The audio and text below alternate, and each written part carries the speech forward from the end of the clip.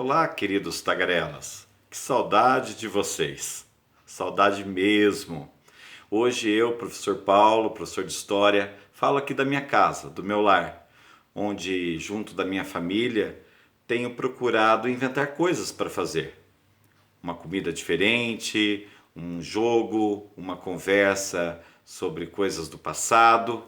Agora, como professor de História, eu tenho que lembrar a vocês que esse momento em que nós estamos vivendo é tempo também de construir conhecimento.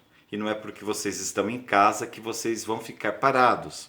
Eu sugiro a vocês a fazer o que eu estou fazendo, lendo. Né? A leitura ela é a melhor forma de construirmos saberes, é a melhor forma de construirmos conhecimento. Portanto, o que eu peço para vocês, meus queridos, é que nesse momento em que vocês estão aí se protegendo e protegendo a nós também, que vocês façam sempre leituras diariamente. Muito bem, o Colégio Positivo criou um mecanismo de diálogo com vocês para que nós possamos manter aí um estudo em dia. Positivo Soluções, ele propôs aí algumas aulas e nessa primeira semana eu presumo que vocês já assistiram a primeira aula e fizeram as atividades. Essa aula trata-se de um tema essencialmente importante para a história da humanidade. É uma das maiores revoluções, a chamada Revolução Industrial. Em suma, é a passagem do meio de produção manual para o mecânico, ocorrido inicialmente na Europa, inicialmente na Inglaterra, em meados do século XVIII. Muito bem, vocês estudaram esse tema, fizeram algumas atividades e eu vou retomar esse tema a partir dos exercícios que vocês realizaram, dos apontamentos feitos pelo outro professor. Para isso, eu vou inicialmente pedir para vocês acompanhar comigo. Então vamos lá, antes de mais nada, vocês já estudaram, né? Fizeram uma sondagem da trilha sobre a Revolução Industrial, que está lá no ON. Depois vocês fizeram atividades da página 29. Muito bem, então vamos inicialmente à página 29, porque ela é um prenúncio, né? Ela é apenas uma abertura para a Revolução Industrial. Nós sabemos que as crises, elas sempre têm causas, né? E a Revolução Industrial, como uma crise de sistema, de modo de produção, ela teve suas causas, né? Que estão intimamente ligadas ali a uma revolução religiosa e a uma revolução intelectual do iluminismo do século XVIII, que nós vimos um pouco antes dessa interrupção por conta aí do coronavírus. Muito bem, então vamos até a página 29, eu vou abrir o meu livro, peço que vocês abram de vocês. Está aqui. Na página 29, nós temos o Organize as Ideias. Porém, antes de iniciar sobre a Revolução Industrial, é solicitado pensarmos um pouquinho sobre os processos revolucionários da Europa e da Inglaterra no século XVII. Vamos a ele então. Questão 1. Qual grupo social assumiu o poder após a Revolução Puritana? Nós estudamos que esse movimento foi, né, um movimento que buscava romper com o absolutismo monárquico dos Stuarts. Então foi Oliver Cromwell, né, foi o líder dos burgueses, né, que vai iniciar esse processo de poder após a Revolução Puritana. Então a burguesia é representada por Oliver Cromwell. Questão 2. Explique a contribuição da Revolução Puritana para a economia da Inglaterra. Bem, a Revolução Puritana ela tinha uma proposta, né? Dar à burguesia as condições necessárias para que elas tivessem ali o seu liberalismo, a sua liberdade econômica e pudessem não ter um Estado ditando as regras de como ela iria exercer sua economia, né?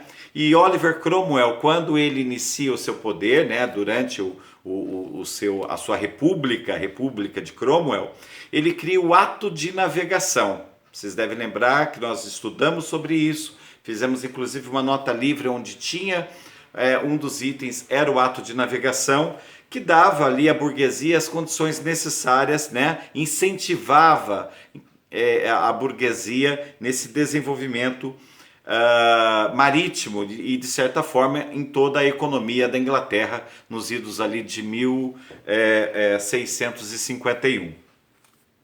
Na questão 3, nós temos qual o significado comercial que a Revolução Puritana trouxe à Inglaterra.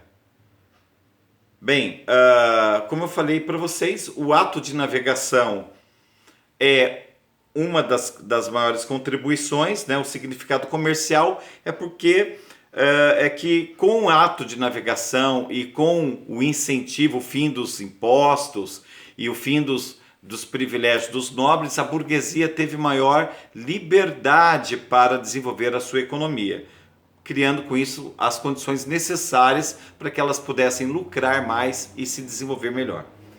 E a questão 4, o que representou a Revolução Gloriosa ocorrida na Inglaterra em 1688. A Revolução Gloriosa é a Revolução dos Burgueses. É a conclusão, né, de um período de luta, de um período de conflito entre a nobreza e a burguesia, quando finalmente, né, os burgueses conseguiram coroar Guilherme II, colocando como fazendo assinar o Bill of Rights, a Declaração de Direitos, e tornando a Inglaterra daquele momento em diante parlamentarista, né? Mas um parlamentarismo verdadeiro, não aquele fajuto em que o rei na verdade ditava tudo, né? A Revolução Gloriosa, ela estabelece uma marca, ela estabelece um modelo para a Europa monárquica, porque os países possuíam como regime de governo a monarquia.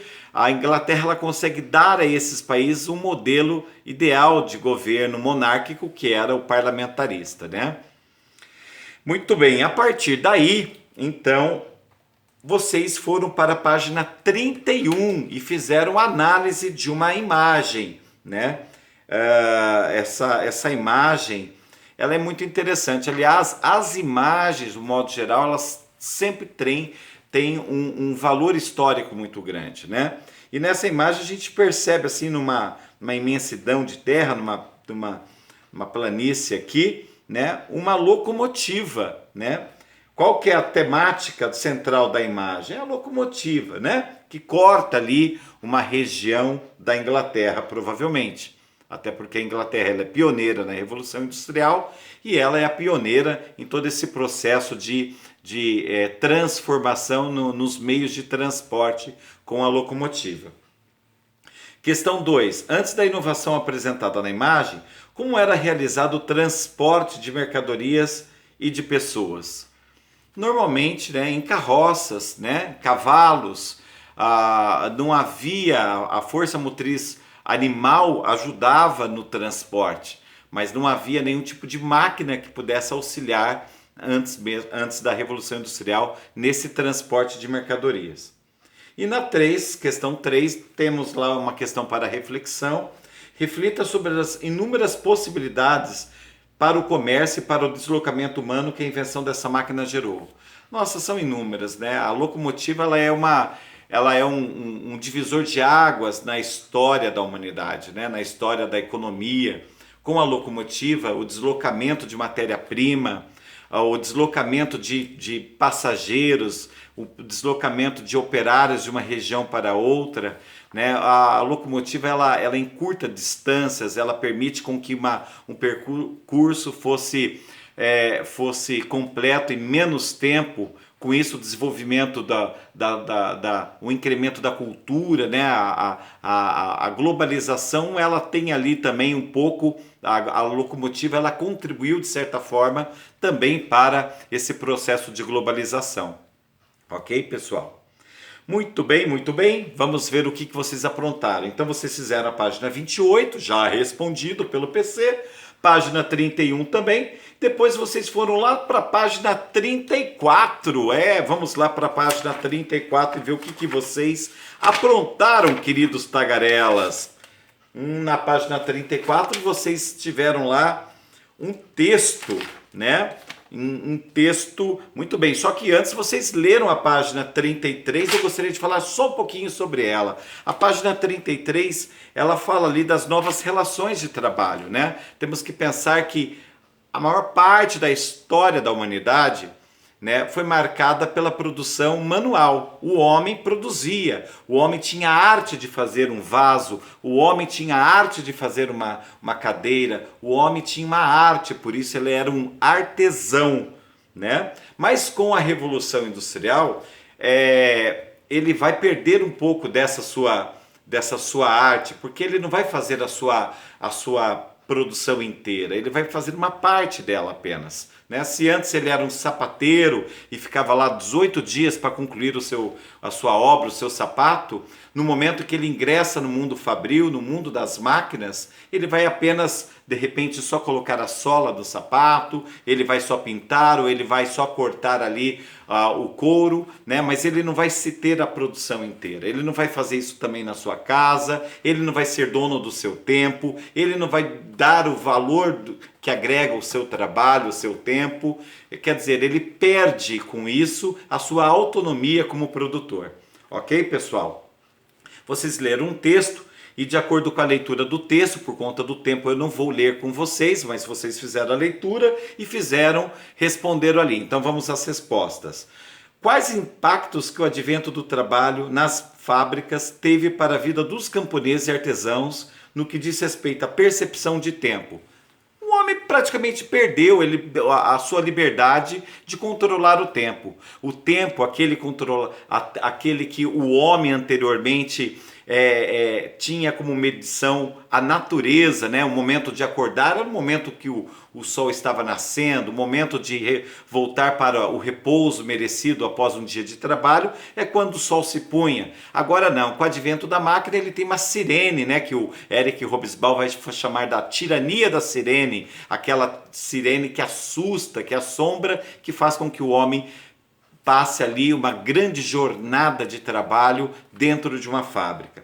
Divisão do trabalho. Bem, o homem não vai ser mais dono da sua ciência. Ele divide a sua ciência com outros, porque o trabalho é feito em etapas, a produção é feita em etapas. Então ele vai dividir o seu trabalho com outros trabalhadores, cada um fazendo uma pequena parte do processo até que a produção final esteja concluída. Controle do trabalho. Agora ele não é mais o artesão, ele não é dono do seu ofício. Então ele tem alguém que controla, tem alguém que vigia, tem alguém que pune, tem alguém que pode despedi-lo em caso ele não agrade ao patrão, né? Então ele não tem mais o seu controle, ele passa a ser vigiado constantemente por alguém. E a exposição à situação de risco é porque a situação da Inglaterra, das fábricas inglesas, inicialmente no século XVIII, eram terríveis, né? Eram insalubres, eram fábricas frias demais no inverno, quentes demais no verão, úmidas, sem ventilação, escuras, repleta de ratos, insetos. Então, assim, as condições eram terríveis para os trabalhadores. Lembrando que eles estão no começo do processo industrial, então não existe lei trabalhistas que garantam a eles algum tipo de dignidade nesse mundo fabril. Ok, meus queridos? E por fim, temos ainda a página 36, vamos até ela. A página 36, no seu subtópico Conexões, diz assim: atualmente com o grande desenvolvimento das tecnologias, o mercado de trabalho sofre mudanças. Considerando esse momento atual, discuta, agora não com seu colega, até pode ser com um colega se você estiver no WhatsApp ou no telefone, senão você vai discutir com alguém da tua casa. Esse é o momento de você estar na sua casa conversando mais com aqueles que te amam, com seu pai, com a sua mãe, com sua avó. Aproveite esse momento é único. Vamos tirar coisas boas desse momento, desse momento difícil que a gente está vivendo. Não vou dizer que esse momento é bom, é lógico que ele não é bom, mas no momento em que eu me encontro numa crise, né, em quarentena, como que eu posso crescer com esse momento? Está aí uma boa oportunidade para você crescer nas suas relações familiares, tá bem? Fica aí a dica, converse mais com teu pai, com tua mãe. Pai, mãe, como que era? O que que nós perdemos? Quais as profissões, né? Quais as profissões que deixaram de existir?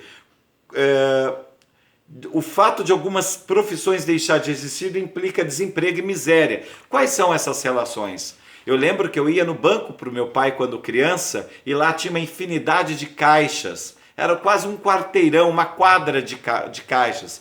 Hoje, quando eu vou no mesmo banco que meu pai tinha conta, meu saudoso pai Wilson, eu encontro lá alguns caixas eletrônicos na frente. São raros os caixas com pessoas, com seres humanos ali me dando bom dia e querendo saber o que eu quero. Se eu quero fazer um pagamento, se eu quero descontar um cheque, coisa que já praticamente não usamos mais com os cartões de crédito e débito. Então, assim, muitas coisas mudaram. Converse com seus pais. Esse é um momento interessante para você saber com eles a opinião deles, né? Eu citaria ali a máquina de datilografia, né? Uma coisa que eu aprendi lá no meu curso do Senac, né? A gente aprendia a datilografar. Quem que faz curso de datilografia hoje em dia? Né? Vendedor de enciclopédia, e não venha dizer que você não sabe o que é uma enciclopédia, porque nós já trabalhamos o que é uma enciclopédia no capítulo 2, quando eu falei dos iluministas. São eles que criam a enciclopédia, que era uma forma de divulgar o conhecimento através dos livros. Ok? Então vocês vão conversar ali e ver, de repente os carteiros são com seus momentos aí em risco, né? Por conta da sua profissão em risco, por conta de toda essa revolução. De repente ali, oficina de cavalo, já ouviu falar? Eu já vi uma oficina de cavalo na região norte pioneira, acreditem, eu vi uma oficina de cavalo, e faz pouco tempo, não faz nem 10 anos, né? Será que existe hoje em dia? Quais outras profissões que deixaram de existir? Há pouco tempo atrás eu alugava filmes em locadora. Você aluga filme em locadora? Onde estão os profissionais que vendiam, os empresários que vendiam ali filmes, alugavam filmes em locadoras? E por aí vai, você vai conversar com sua família e descobrir algumas profissões que foram substituídas com a tecnologia. Meus queridos, logo estaremos novamente para mais um momento de história, serenidade, paz, tá bem? Que tudo vai dar certo. Um beijo no coração e até breve.